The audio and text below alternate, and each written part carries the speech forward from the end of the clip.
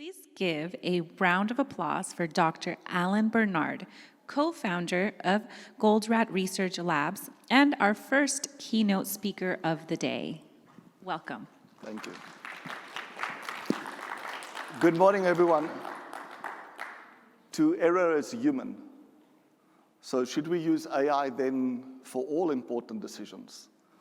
My name is Alan Barnard. I've always been really curious about why good people make and often repeat bad decisions. And that's what my research lab does, is we study why good people make and often repeat bad decisions, both in business as well as in their personal lives. And we've developed a range of technologies, all various apps, to address each of these avoidable and consequential decision mistakes.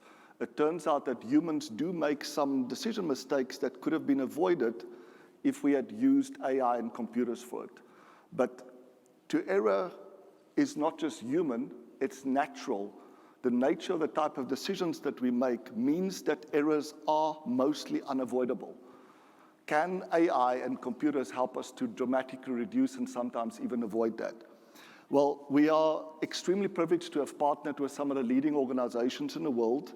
I'll be presenting two case studies, one from Microsoft where we deployed these research insights, as well as an app to help them better manage their global supply chain, and in the process dramatically improve financial performance. And I'll also present a case study of how we've used the research insights and an app that we've developed to improve the mental health of young people, partnering with suicide prevention centers, because if you can think about the type of bad decisions that we make, considering to take your own life is probably right at the top. So let's get started. When we are working with organizations, there's basically three questions that we're trying to answer. The first one is why the current level of performance is probably the best that they can do considering. Now, considering what? Considering the level of complexity that they face, considering the resources that they have, but also the decision rules that they have. Once we understand that, the next question is, can you do better? Much better or just a little bit better? And then the last question is how best to do much better. What's the simplest, fastest, lowest cost, lowest risk way of doing much better? So let's go to the outline. I'll start off with a brief history behind the quote, "To err is human." How bad is to err is human really at the moment? How big is the problem, the size of the problem? It affects every single aspect of our lives. I'll share some poll results of what other people thought. We sent out polls in the various social media platforms to see what people think about this question. Should we just outsource all the important decisions? We make about 35,000 decisions every single day. It can be quite overwhelming. The good news is that most of those don't matter, even if they might feel like they're really important at the moment, like what to wear or what to eat.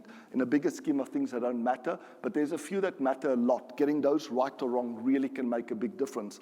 So it's interesting to see what people say. Why is it so easy to make these decision mistakes in the world that we live in today? Which of these errors or decision mistakes and delays really matter and which don't? And which of these errors can be reduced or even avoided by AI and computers?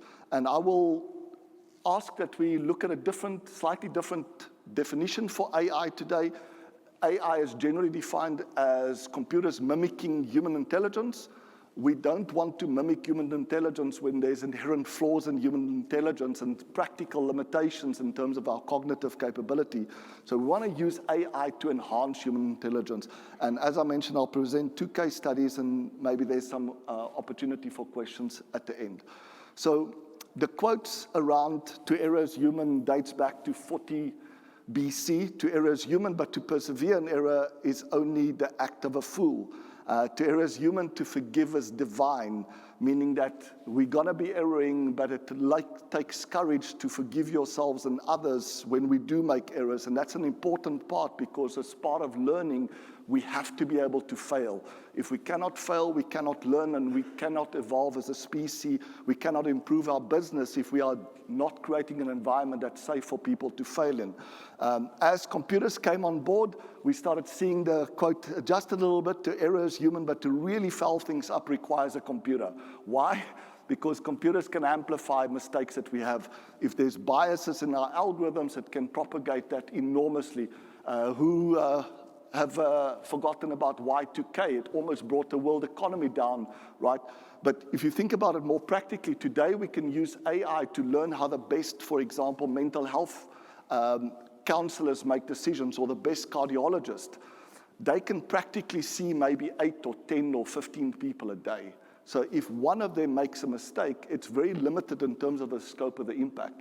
But when we codify that algorithm, we make it infinitely scalable, the damage that can be done could be enormous.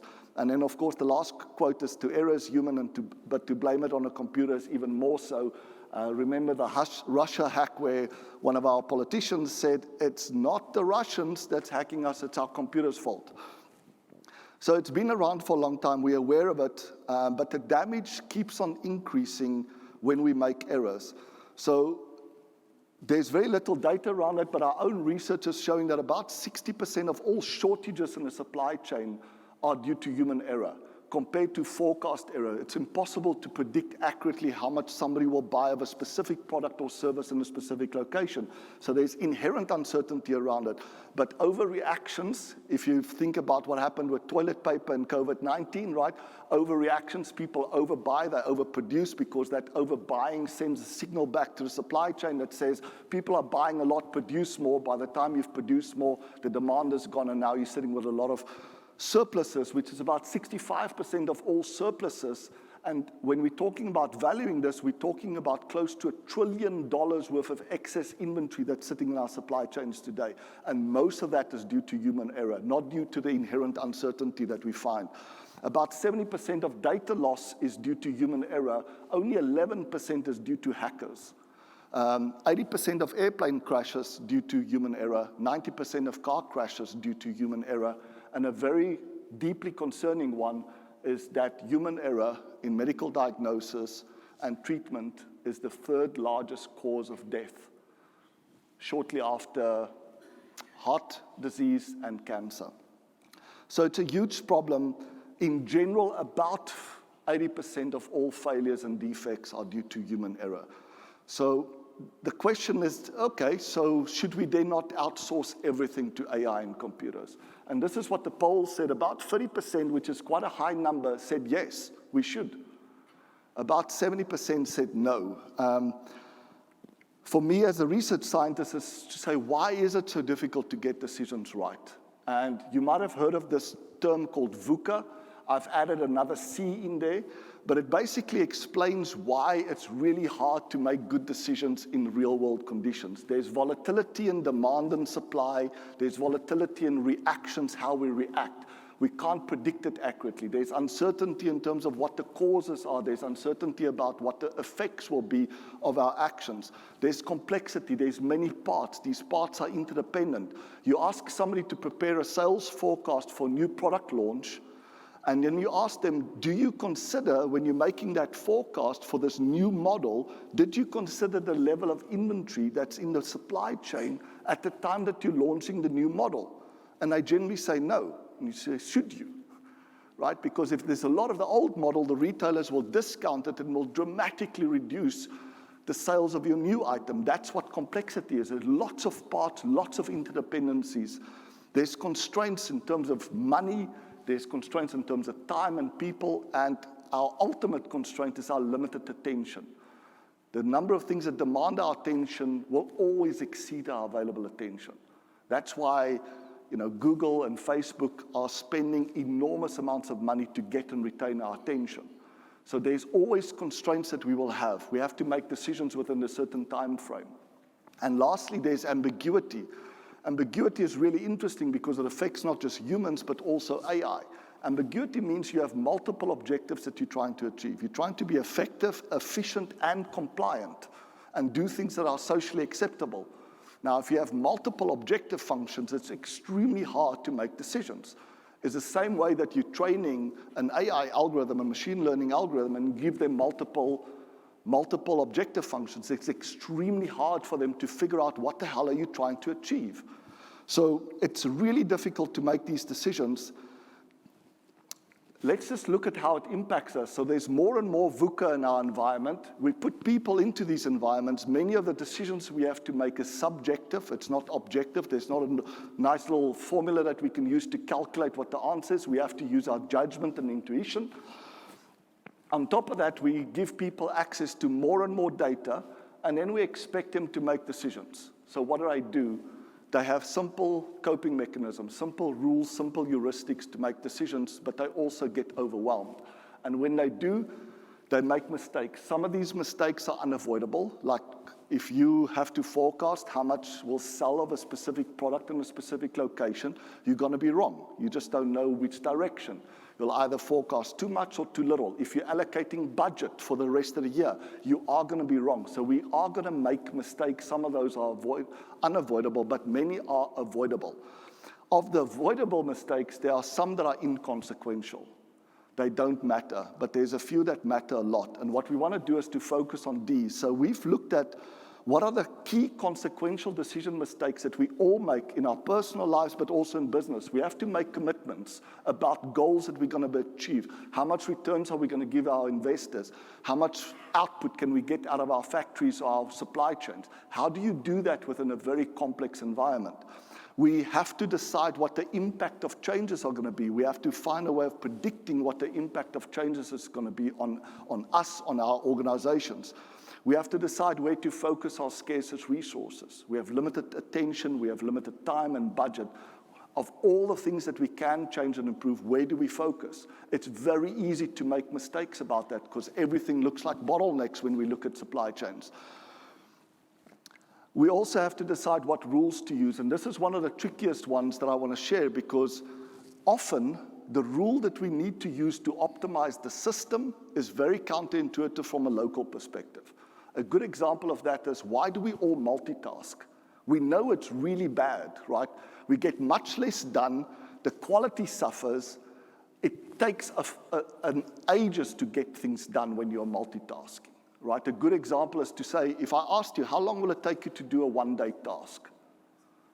What's the answer? It depends. Well, if you have nothing on your plate, it'll take 1 day. But if you are already 50% utilized, that one-day task will now take 2 days because there's already 1 day waiting of work for you.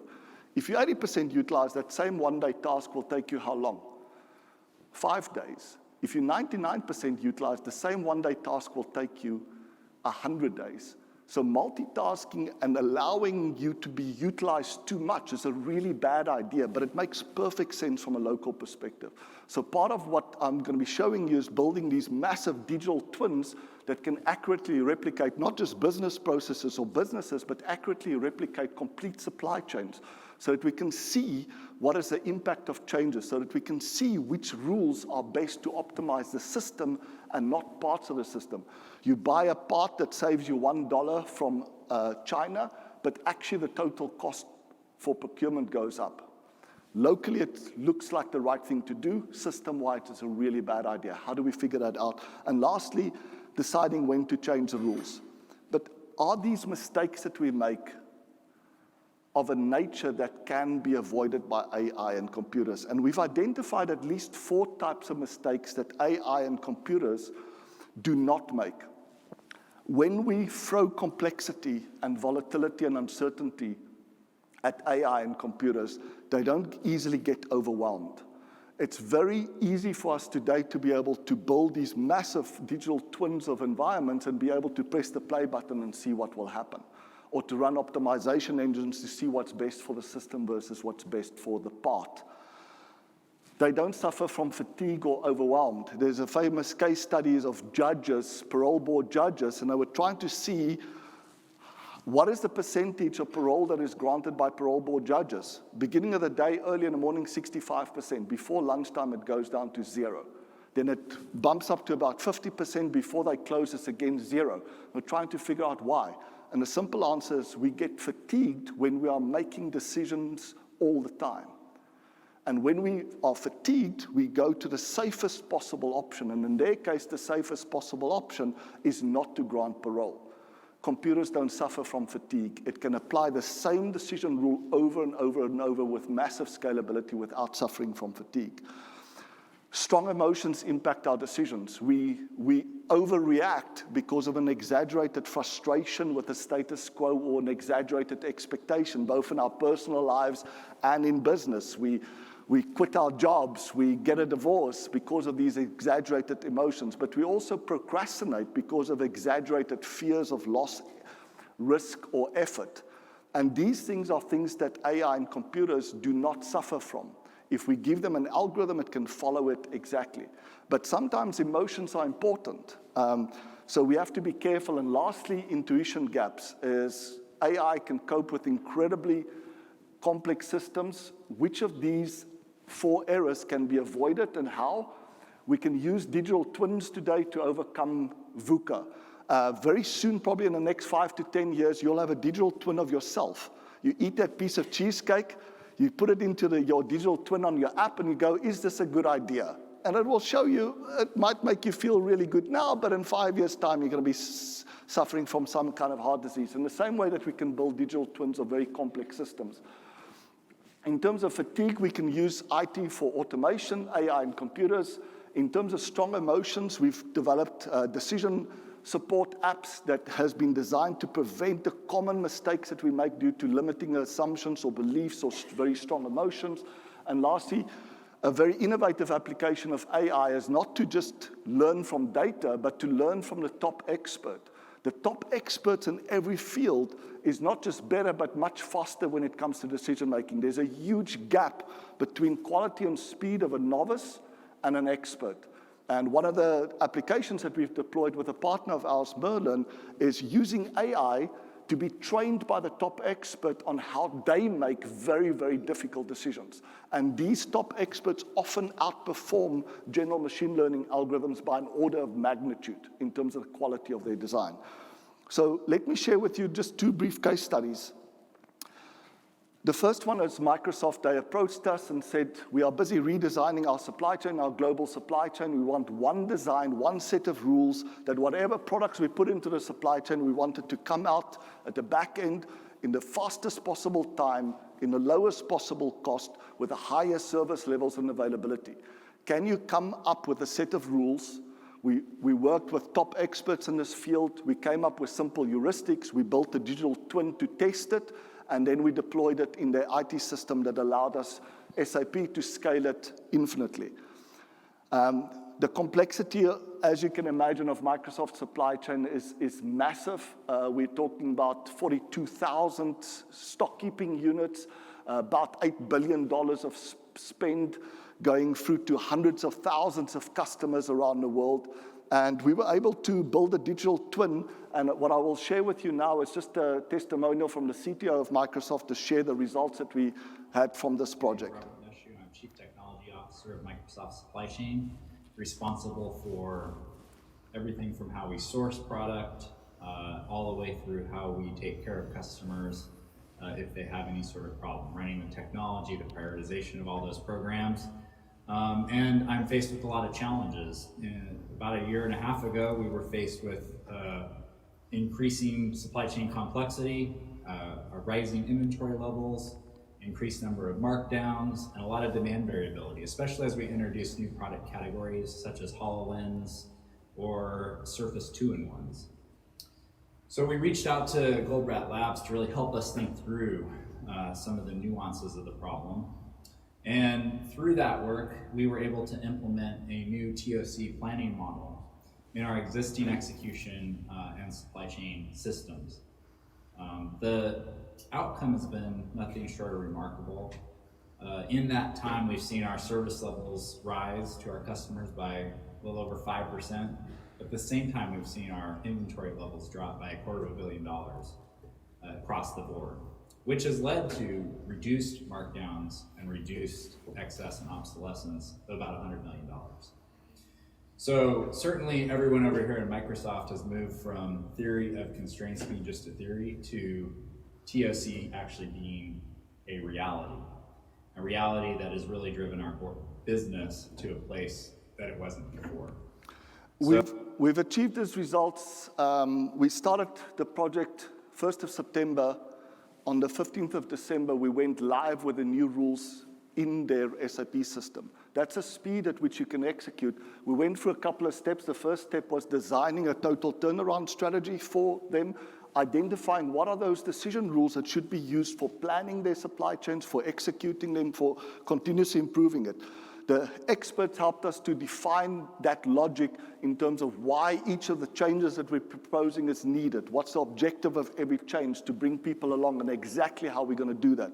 And then we built a supply chain digital twin that allowed us to test whether these new best practices are really better. Is it actually going to help us to reduce shortages and surpluses?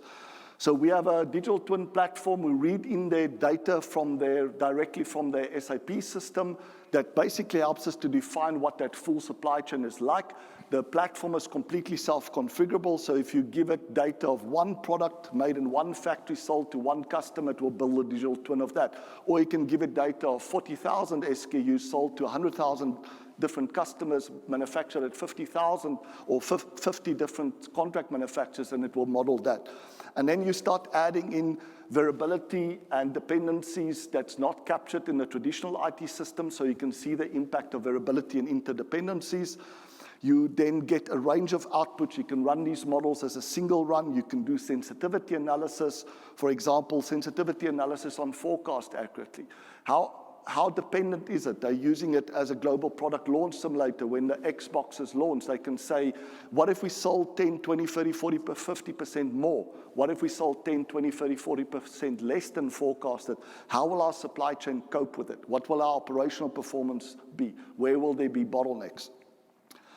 When we are setting up the model, so that's what the picture looks like. This is a little video that just shows you, we're reading in the data. You select a file that reads in the data of whatever scenario you've described.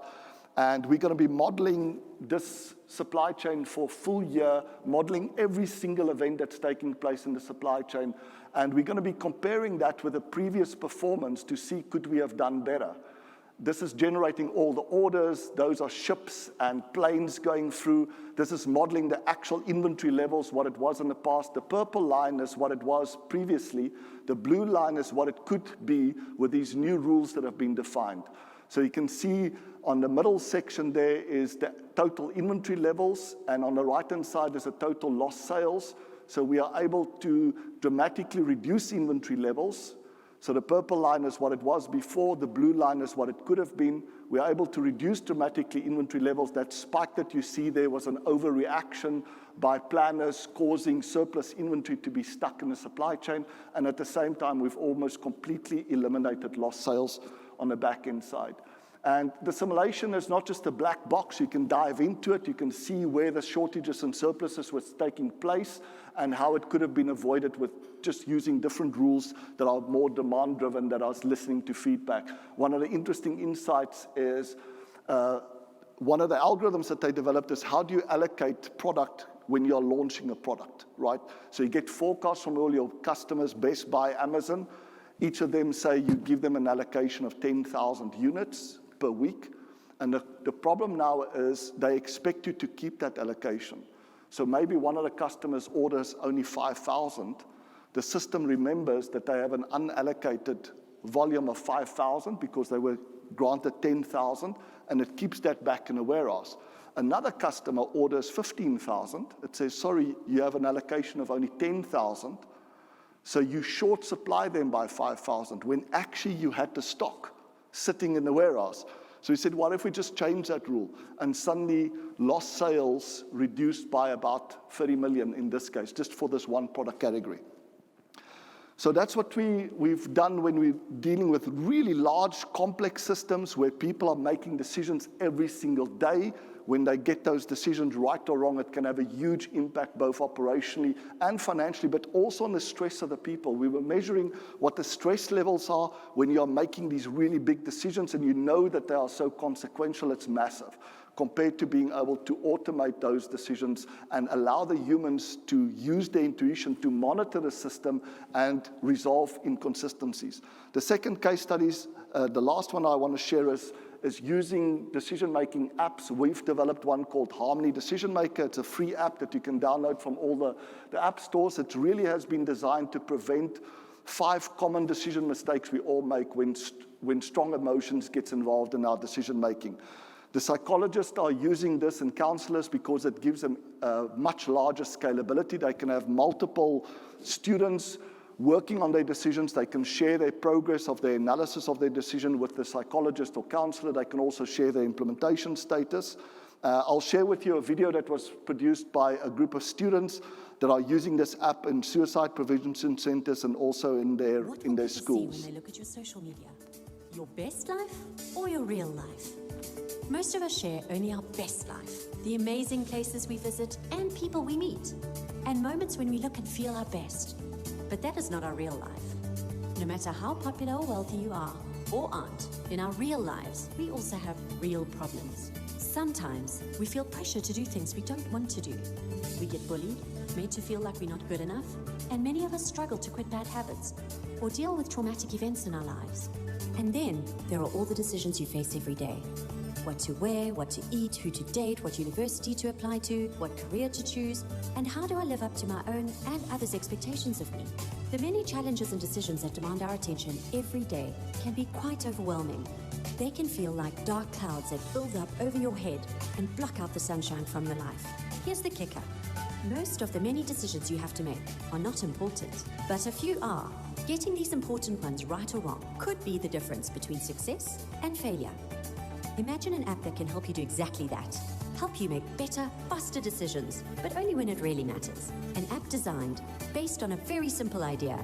Every dark cloud has a silver lining. An app that not only helps you identify which of your dark clouds are really important and which are not, but it also guides you through a few simple steps to find the silver lining, discovering limiting beliefs blocking you from finding options that have the most pros and the fewest cons, to evaporate your darkest clouds. And if you do get stuck, your own personal virtual advisor, available 24/7, will be there to offer suggestions and insights on how to get unstuck. The best part? Because your advisor is virtual, you will never have to worry about feeling judged. And if you are still stuck, you can even find and learn from other app users around the world who faced a similar issue to see how they overcame it. An app that allows you to collaborate with your peers, share your analysis and progress, both privately or publicly, so we can learn from each other. What if we told you this app already exists? The Harmony Decision Maker. Download it from your app store today and make better, faster decisions when it really matters. So you might have noticed that there's a functionality in the app where people can share their decision analysis. Obviously, they can do it privately or publicly. If they share it publicly, it goes into the community library. They can do that anonymously or with their full name. But this allows you to go into the community library and search and say, I'm currently struggling with thoughts of suicide, or I'm currently don't know what to go and study, or I don't know whether to quit my job and start my own business. And you'll see from around the world other users that have had similar decisions, and you can go and listen to their story, see how they did their analysis, what assumptions they challenged that helped them to make a better, faster decision. What will people see when As they I look? mentioned, the app has been designed around basically a few steps that goes through. Each of these steps have been designed to prevent a common decision mistake. If there's anybody that's interested, we'll have details at the back end that you can go and follow it, but you can also download the app from all the various app stores today, and it will show you how to actually make better decisions. The first mistake that you're trying to prevent is either procrastinating on an important decision or wasting time on an unimportant one. Then it says what's the options you have, what's the pros and cons of each of these options, coming up with new options that each have more pros and less cons, using your own and other people's intuition about all the yes buts to build a more robust solution, and then helping you design an experiment to go and try it out, and then sharing your progress with counselors. So to wrap up, what is our conclusion? I started off with the question, is To Err as human, should we not just outsource all decisions to AI? Hopefully what I've done today is to share with you some insights that we've gained, that To Err is not just human, it's natural and necessary to learn, but humans do make avoidable and consequential mistakes, and AI and computers can be used to reduce or even avoid such mistakes, but AI and computers also do have real limitations. So we should not delegate all important decisions to AI. It's really about understanding what are those decisions that AI and computers are uniquely capable of making much better, much faster at scale, and what are the decisions that really should be left to humans, maybe providing information from AI to support their decision making. So I hope that you found that interesting, and we have a few minutes open for questions. And as I mentioned when I started, I think we should look at AI not as mimicking human intelligence, but rather just enhancing it. Thank you.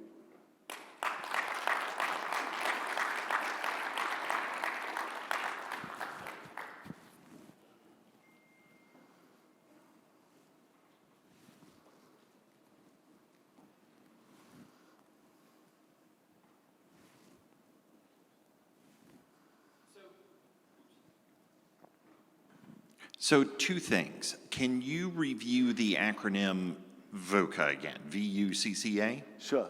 So it's volatility, uncertainty, complexity, constraints, and ambiguity. Constraints, excellent. Yes. So my question is, in my line of work, AI ends up in one of 2 buckets. Either it is perfect, Godhead decision-making, the ultimate decision maker, or it is completely untrusted.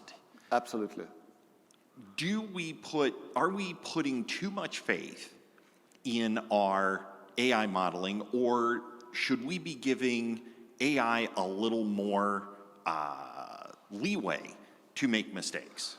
Sure. I think first of all, it's early days for AI, right? It's been around for a long time, but one of the things that we've learned, I think you said from yesterday, you're in asset management.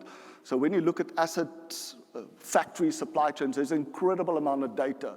The problem is that most of these systems are in chaos. There's not enough capacity to cope with variability, so they go into chaos. Lead times are exponentially longer. Throughput is much lower than what they could be. If you feed that data of a system that's in chaos to an AI algorithm, it cannot learn anything. And you have to be extremely careful of that. In the same way that we've seen, take a traffic system that's in chaos, right? There's bumper-to-bumper traffic all the time. Imagine being able to gather the data of every single car and putting that into an AI engine. What will it learn? It cannot learn anything. You actually need to unconstrain the system, get them back into stable mode, and then be able to deploy there. So many of the biggest mistakes that we've seen is where AI was trained on the wrong data set. Historical data of systems that were in chaos, they weren't in steady state. I hope that helps. Any more questions?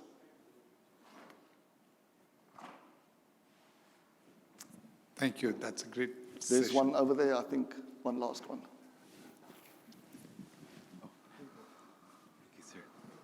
Yes, for the Harmony app, I was just curious if there is a pathway for customization to the individuals, because people have their values, their beliefs, their preferences. Absolutely. It combines as a very rigorous step-by-step process, but also uses the process to help them understand their own intuition and emotions, etc. So it helps them to verbalize those exaggerated fears, for example, that can cause them to not wanting to quit a bad habit. If I take smoking, for example, what we've been able to do is to find a disruptive question that can get somebody to immediately identify a limiting assumption. So when you take somebody that's smoking and you ask them, why do you smoke? Don't you see the positive of smoke, of stopping, or the negative if you don't? It's almost treating them as if they're idiots. Of course they know that there's a positive if they stop and a negative if they don't. The disruptive question that the app will ask them is, what's a unique positive of smoking? And that makes them think. So they say, it helps me to cope with stress. And then the app can ask, is that really true? And even if it is there not another way of coping with stress? So it helps them to check and challenge assumptions by just being asked the right question. But please try it out. We'd love to get your feedback on it. Thank you. We have time for one more question. Hi, Alan. So the predictability model, obviously you've taken in VUCA and all the different considerations in actually making the best decision rather than to err. Have you used this at all in the financial markets as far as trading data? Because that data is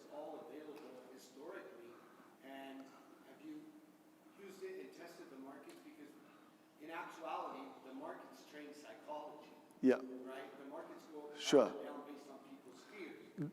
So have you did anything like that? We have done it in two ways. We've built simulation models of the market. The problem is we often fooled by randomness, right?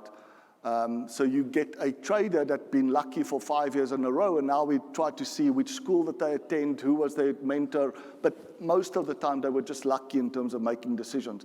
The other thing that we've done is to take the best people and be able to use AI to learn how they make decisions about what to invest in, etc. We very quickly gave up on that. It's not an objective that's part of my personal goals, is to help people make more money. So we've concentrated on other areas, but it's possible to simulate these environments, but as you simulate them, you see that there's an incredible amount of luck involved in the outcomes of decisions. And it's important to distinguish between a decision outcome and a good decision, right? I can get in my car after having a couple of drinks of wine, drive home, make it safely home. Is that a good decision? It's a good outcome, but it was a terrible decision. And it's thinking about that as that sometimes people are just lucky and they are able to outperform the market. Of course, good decisions help, and it's more useful to think about as options trading, which is go and select options that have big upside if it works, small downside if it doesn't. Stay away from options that has a small upside if it works, big downside if it doesn't. That insight, we're actually teaching kids now how to make really difficult decisions, is think of your decision as an option, right? Should I ask this girl for a dance? What's the maximum upside? What's the maximum downside? If it's a big upside if it works, small downside if it doesn't, it's a great option. Great. I know we're out of time. Thank you so much. Thank you so much, Dr. Allen. That was truly enlightening.